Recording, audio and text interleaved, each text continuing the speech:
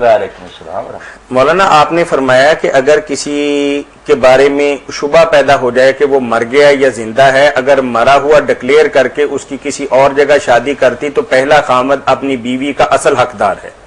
بچے جائز سمجھے جائیں گے اور بیوی اس کے ساتھ رخصت کر دی جائے گی۔ لیکن اگر کسی بندے کا یہ ہو کہ مفقود ہو گیا ہے اور عدالت نے اس کے لیے 4 سال کی مدت طے کر دی، بعد میں وہ وارث بھی ہو جائے تو پھر بھی اس کے لیے اگر تقاضا کرے گا تو مہر ملے گا، بیوی نہیں ملے گی۔ دونوں مسئلوں میں فرق کرنا، جس کے بارے میں خبر ہی کوئی نہیں مل رہی اس کا وہ مسئلہ جی ٹھیک۔ 4 سال کے بعد 4 مہینے 10 دن گزار کر نکاح کر لے۔ اب اگر وہ خامد زندہ آ جائے تو اس کو بیوی نہیں ملے گی، صرف حق مہر لے سکتا دوسرے خامد سے، بیوی دوسرے کے پاس ہے۔ مگر جس کا یہ لوگوں کو پتا چلا غلط فہمی کہ مر گیا ہے، اس کا اگر نکاح کر دیا جائے تو بعد میں خامد آئے تو بیوی اس کو مل جائے گی، دوسرے کا جب تک نکاح رہا اور بچے رہے وہ بھی حلال ہے، مگر پتہ چلنے کے بعد آپ پہلے یہ 2 مسئلے الگ رکھنے۔ جی بالکل الگ۔ مولانا چھوٹا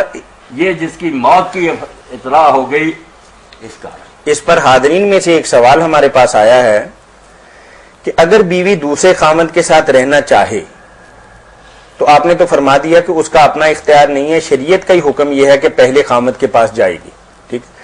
یا پہلے خامد کی صلاح مشورے کے بعد دونوں میاں مل بیٹھ کے کوئی نیگوشیشن کر لیتے ہیں اور اس نتیجے تک پہنچ لیتے ہیں کہ چلو یار تم ہی رکھ لو، تو پھر بھی اس کی گنجائش نکلتی ہے؟ ہاں، یہ تو کوئی مطلب حق کے طور پر وہ پہلے خامد کی ہے، اب وہ اگر ہاتھ چھوڑ دے کہ چلو میں اس کے پاس ہی رہ جاؤں، مگر پھر وہ طلاق دے گا کہ میں طلاق دیتا ہوں، اس کی عدت گزارے گی، بے شک وہ کتنی مدت گم رہا نا، طلاق اب اس نے دی ہے، اس لیے 3 مہینے گزارے گی۔ یہ اشتباہ والے کی بات، اشتباہ والے اس میں مولانا عدت تو پہلے وہ بیوی گزار چکی ہے۔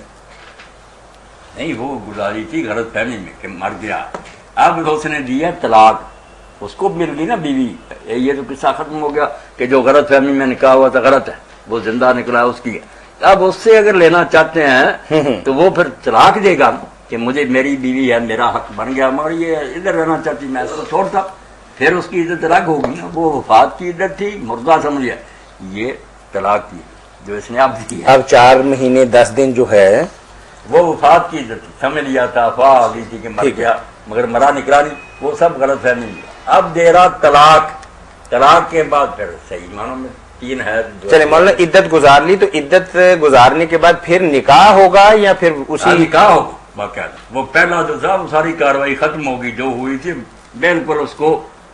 ختم قرار دے دیا، اب نئے سرے سے معاملہ ہوگا نا، اس نے طلاق دی، عدت گزاری، یہ دوبارہ نکاح کرے۔ یہ بہت اچھا کیا آپ نے۔ عورت کے تو بے شمار مسائل اس کے اندر ہوں گے، بچے 2 ہیں، وہ میاں کے پاس رہیں گے یا بیوی کے پاس رہے گی، اگر میاں خرچہ دیتا ہے تو بیوی کے پاس جانا بھی چاہے گا، اور بیوی جو ہے وہ عدت کے دنوں کے اندر ہے اپنے میاں کے ساتھ، چونکہ اس کو پتا ہے کہ میرا نکاح بھی ہو جانا ہے، وہ رابطہ بھی رکھے گی، تو کئی خرابیوں کے امکانات بھی اس میں ہیں۔ خرابیوں کے امکانات تو جو نا وہ خرابیاں پیدا کرنے والے جانے، جب حل ہے ان کے لیے کہ اس کے پاس رہنا چاہتی ہو ٹھیک ہے، دوسرا جو خامد آیا پھر پہلا ہی وہ پھر خیال کرے کہ اس کے پاس رہنا چاہتی ہے، دین اس کو کہتا چھوڑ دے، پھر طلاق دے دے، اس سے نکاح کر لے، کیوں آرام کرے نہیں بن رہا؟ کوئی الجھن بتایا نا کہ دین یہ حل نہیں دیتا، حل جب ہے تو صبر کرو، 2-4 مہینے کے بعد سارا کچھ ہو جائے گا۔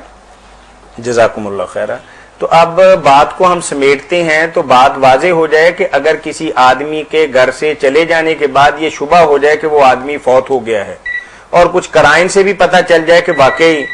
جی کال لے لیں مولانا پھر۔ شبہ نہیں، جی السلام علیکم۔ نے دعائی دے دی کہ مر گیا، جی السلام علیکم۔ اس کی کوئی خبر نہیں بولا گیا، جی السلام علیکم۔ اس کے بارے میں بالکل سمجھ لیا گیا کہ مر گیا، بے شک مغالطہ ہی لگا، یہ الگ مسئلہ۔ یعنی اگر عدالت نے ڈکلیئر کر دیا کہ تمہارا گمشدہ میاں جو اب واپس آنے والا نہیں ہے تو پھر عورت عدت گزارے گی، اگر میاں واپس آ گیا تو صرف حق مہر کا مطالبہ کر سکتا ہے، بیوی جس کو مل گئی اب اس کے پاس ہے۔ لیکن جس کا میاں مردہ سمجھ کے دفنا دیا گیا ہو، بعد میں یہ ثابت ہو جائے کہ یہ مرا نہیں تھا، وہ میاں اپنی بیوی کا اصل حقدار ہے، وہ اس کی دوسری جگہ شادی ہو چکی ہو اور بچے بھی بے شک ہوں۔ مطلب گمشدہ شوہر کے متعلق بات فرمائی تو اسی سے بات، اب نازک مسئلہ اور آ گیا،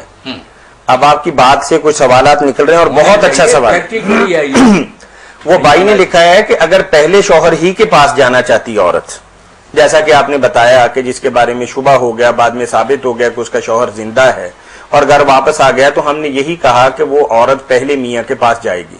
اب وہ بیوی جو ہے وہ دوسرے میاں کے ساتھ حمل میں ہے،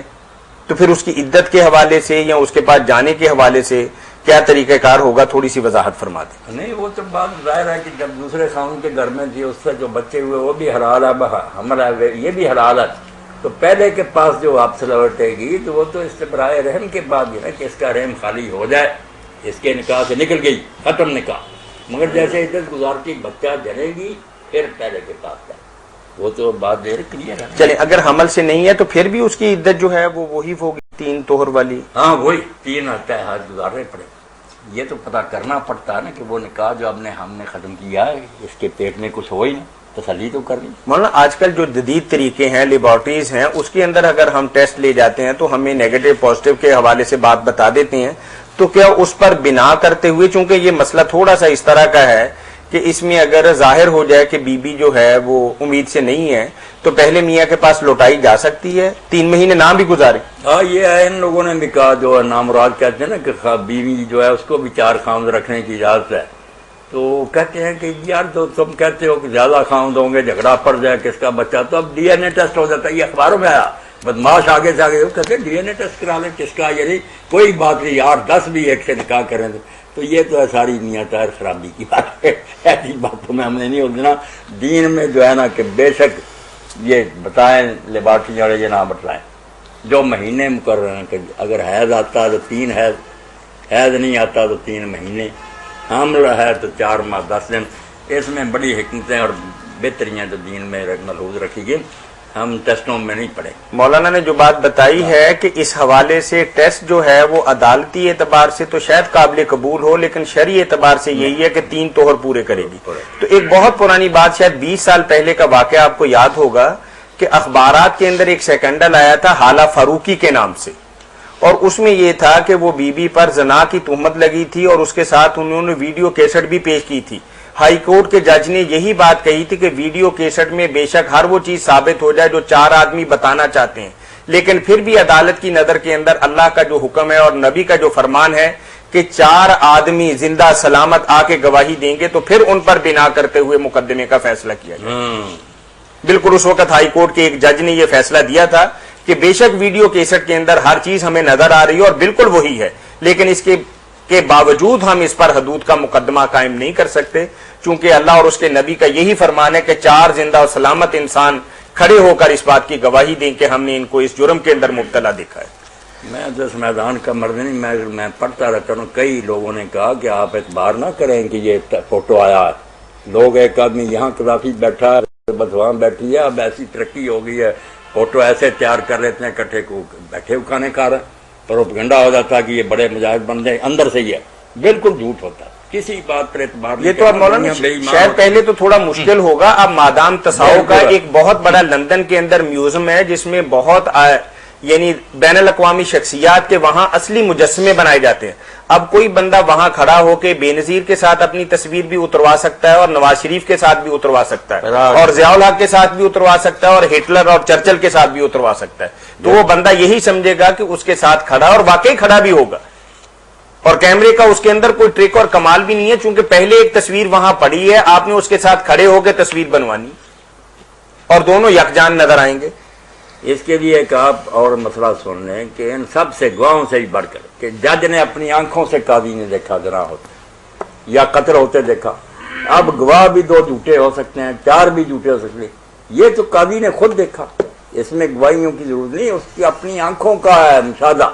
مگر اپنے علم کی برابر قاضی فیصلہ نہیں دے سکتا، کسی جج کو اختیار نہیں دیا گیا تھا کتنا عادل متقی ہو کہ وہ اپنے علم سے فیصلہ دے دے کہ میں جانتا ہوں، میرے سامنے نہیں، اگر وہ اپنے علم پر اعتماد کرتا دوسری عدالت میں گواہ بن کر پیش ہو، دوسرے قاضی کے پاس جائے، وہاں ذرا اس پر بھی ہوگی، گواہوں میں سے ایک ہوگا۔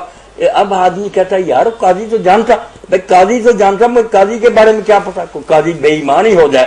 اور لوگوں سے رشوت کھا کر کہہ دے کہ میں نے دیکھا، کیا بنے گا، دنیا پر قیامت آ جائے گی۔ اس لیے ٹھیک ہے کچھ نقصان بھی ہوتے ہیں مسائل پر، مگر اس ظاہری دنیا میں انصاف قائم رکھنے کے لیے احتیاط کرنی پڑتی ہے کہ بے گناہ نہ رگڑے دیں، اس لیے کوئی قاضی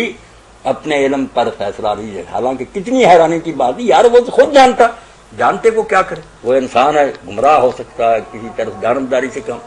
جی جزاکم اللہ خیرہ۔ اس کے ساتھ ہی ہم اس پروگرام کے روح رواں مربی اور سرپرست مفتی اعظم پاکستان محترم مولانا محمد اسحاق مدظلہ العالی کے شکر گزار ہیں۔